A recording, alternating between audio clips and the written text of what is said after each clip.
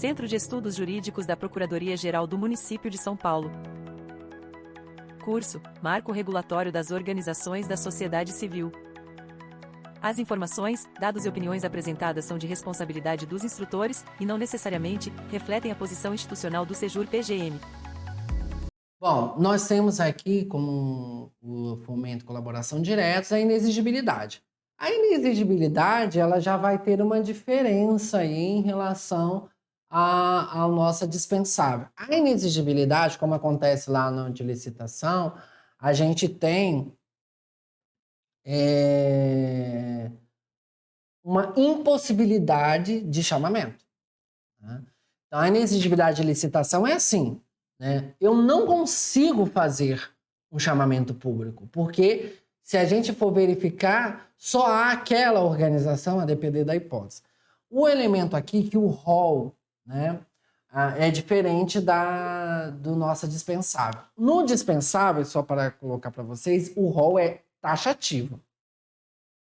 Eu não posso aumentar esse rol lá do dispensável, tá? Tanto é que é uma crítica que eu faço em relação a essa dispensa, porque se você for verificar a lei de licitação, um rol gigantesco. Aqui o rol é muito pequeno e às vezes dificulta alguns parâmetros, né? Mas ok, vamos continuar a vida.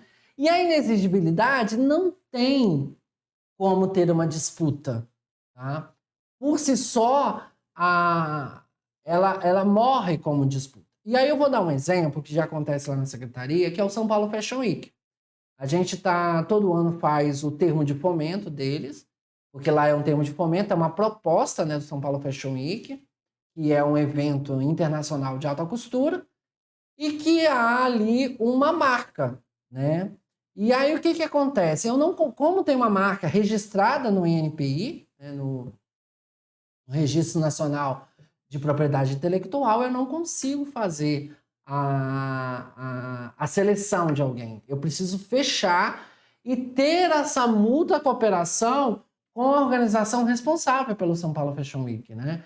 Então, aí acaba não tendo essa dinâmica da disputa, porque eu tenho ali um elemento que faz com que só ela que possa fazer. E o São Paulo Fashion Week, como é conhecido, é um evento de alta costura que há uma necessidade muito grande de ter uma cooperação, porque há um interesse, né, de projetar a cidade de São Paulo, o estado de São Paulo, o país, na alta costura, e ele é internacionalmente conhecido, então precisa ter esse fomento da administração pública, que faz através aí de um termo de fomento. Então a gente tem também lá no artigo 31, colocam a questão da natureza singular, né, do objeto da parceria. Às vezes a parceria, como acontece no São Paulo Fashion Week, é só ele que pode fazer, há uma singularidade.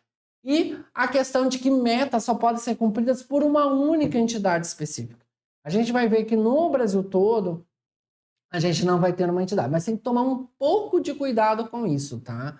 Isso não quer dizer que é a melhor, tá? Ah, mas eu tenho uma organização que é a melhor, é a Mega Blaster para fazer essa parceria. Isso não quer dizer que não é ela somente que vai poder fazer essa meta, tá? Por mais a gente tem uma questão de qualidade, mas a gente não está fazendo esse tipo de escolha, porque aí já atrai o chamamento público.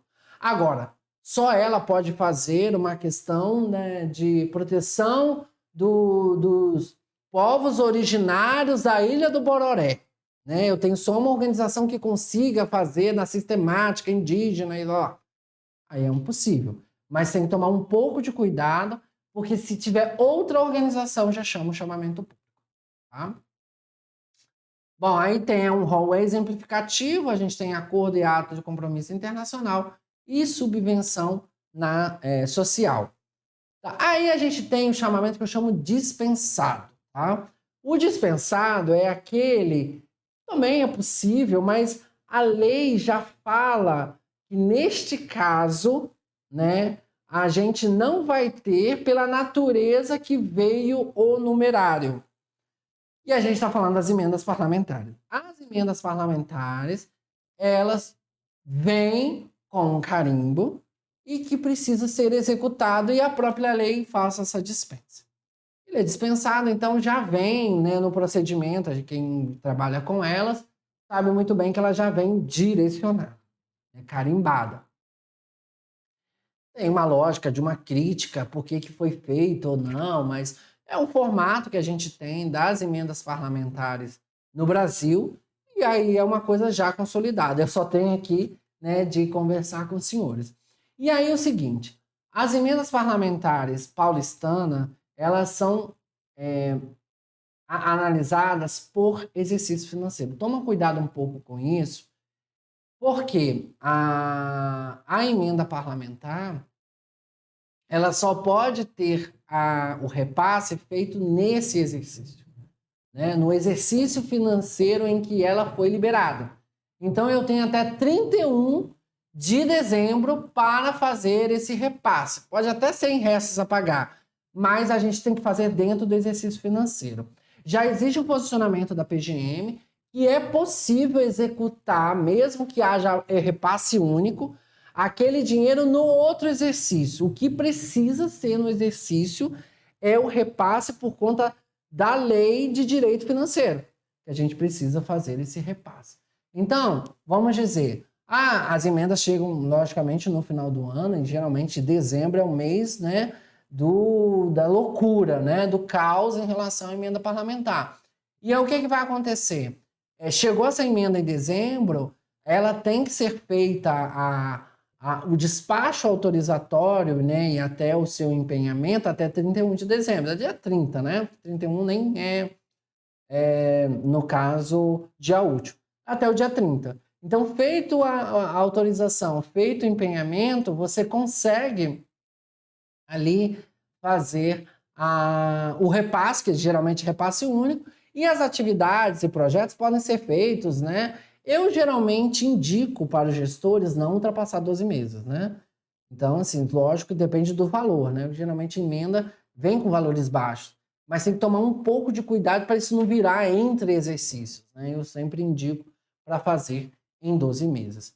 Bom, curto prazo para a execução da emenda municipal, tá? E tem que, logicamente, ter planejamento quanto a isso e tem que ficar muito esperto a essa execução.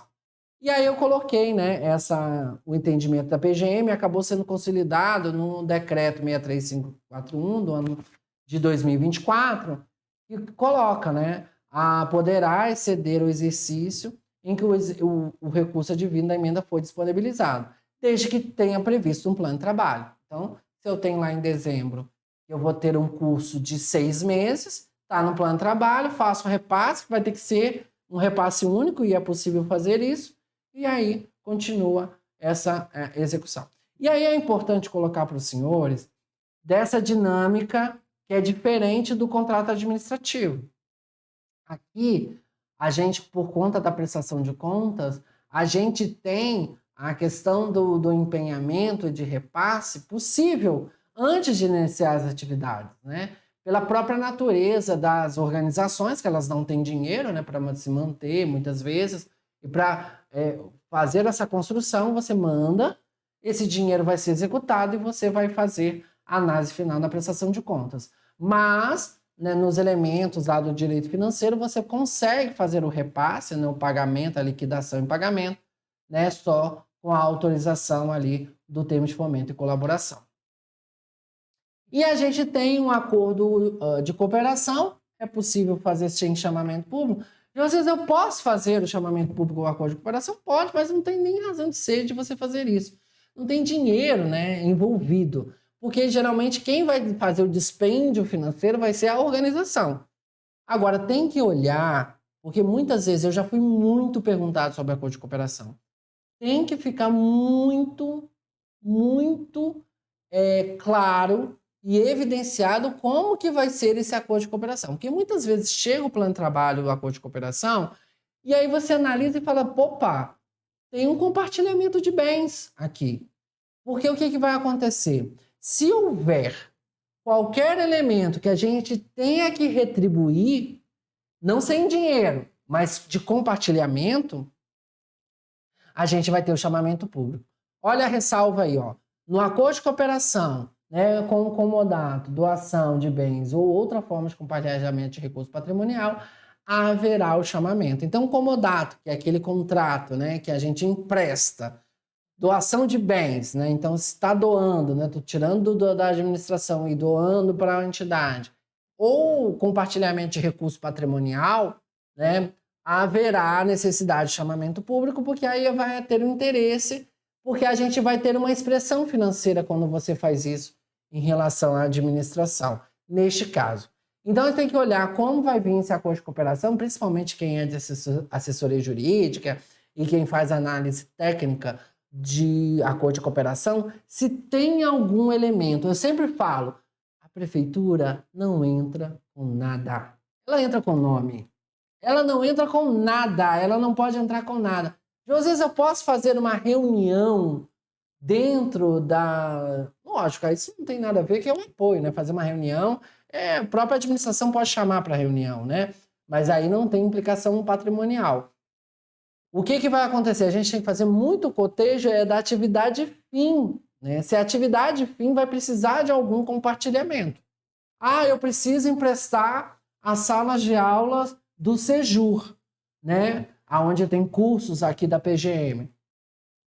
Se eu fizer esse compartilhamento de patrimonial, eu vou ter que chamar eu vou ter que atrair o chamamento público. Eu estou falando muito chamar o chamamento público, está ficando até cantado, né?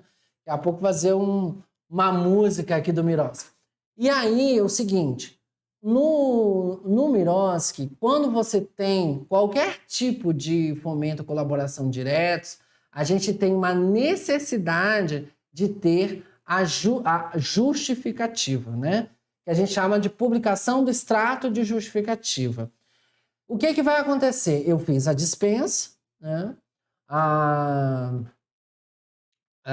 O do termo de fomento. Quando eu autorizar, o secretário ele já vai colocar lá no despacho falando, olha, publique-se o extrato de justificativa, porque esse extrato de justificativa faz parte do procedimento de justificação dessa contratação, no caso do fomento e colaboração diretos, tá? Então, é o que acontece lá na lei de licitações, vai acontecer aqui. A gente tem todo o procedimento de justificação, tem que ter para configurar as hipóteses aí de inexigibilidade, de dispensa, de emenda parlamentar, e a gente publica. Porque esse extrato de justificativa vai ser possível a impugnação dessa justificativa. Então, ok, olha, veio uma emenda parlamentar, e o cidadão não concordou e falou, não, vou impugnar isso, porque isso não é emenda parlamentar, né? Ou isso não é uma hipótese dispensável, né? Não é coisas da Covid-19, não é um emergencial, né? Principalmente na emergência fabricada, pode ser impugnado. E há um prazo de 5 dias, né, da publicação. A lei é omissa quanto quem pode ser qualquer pessoa, né? A gente vai pegar ali um parâmetro com o PIMIS, procedimento ali de interesse social, e a gente pode ter o cidadão impugnando, né, essa possibilidade. Então, aqui a gente tem um elemento a mais. A lei fala que será revogado o ato, né? Na verdade, não vai ser revogado, né? Aqui há uma falta de técnica da lei, a gente vai ter aí uma anulação, né? Se eu descobrir que não é uma dispensa, porque há uma emergência fabricada, eu não vou revogar, porque a revogação pressupõe discricionariedade, conveniência e oportunidade. Aqui não é conveniência e oportunidade. Aqui a gente verifica que há uma coisa nula, entendeu? Que não era para acontecer uma dispensa e que houve aqui uma burla ao chamamento público. Então, esse procedimento de impugnação justificativa ele é obrigatório, né, sob pena até de anular o procedimento, né? A depender da situação. Tá? Então, ele fala que é imediatamente, não precisa ser junto, a gente geralmente coloca paralelo, ou pode ser alguns dias, mas assim, não pode demorar, porque se você coloca a impugnação daqui 30 dias, e aí tem todo o procedimento da impugnação, e aí vê pela nulidade, você já começou o projeto, se dá muita dor de cabeça pelos efeitos que já tem se você assinou um fomento, uma colaboração, se houver uma ação judicial, um mandado de segurança, algo do tipo. Bom, a gente tem aqui, né, os bens remanescentes, tá? Os bens remanescentes são aqueles que a gente faz na parceria e que sobram, né? É os bens que aquisição de máquina fotográfica, de computador, muito de computadores, né? Ah, eu fiz a compra de computadores. Ou tem muito curso lá na secretaria de cabeleireiro, né? Comprei alicates, lixas e tal. A gente já tem uma normativa municipal em relação a bens que podem, né, ficar com a administração, não serão considerados bens remanescentes, mas a depender do computador ou compra de um veículo, esses bens têm que voltar para a administração. Na verdade, o que eu tenho que falar para vocês é que é obrigatório ter essa previsão essa previsão no termo, né, de fomento ou de colaboração, da necessidade de como voltar esses bens remanescentes. A regra é que volte para a administração pública, mas é possível fazer essa dinâmica, tá? Essa dinâmica de que esses bens fiquem com a organização. Aí tem que tomar só o devido cuidado. O que vai acontecer aqui? A gente ainda não tem um regramento municipal, já até conversei com o Compates, né, lá de SEGES, para a gente verificar isso, a gente não tem um procedimento, mas precisa também ter um zelo quanto a esses bens remanescentes, tá? Eles não podem ficar a Deus dará, e é algo que a gente precisa, né, fazer uma construção muito adequada quanto a essa dinâmica.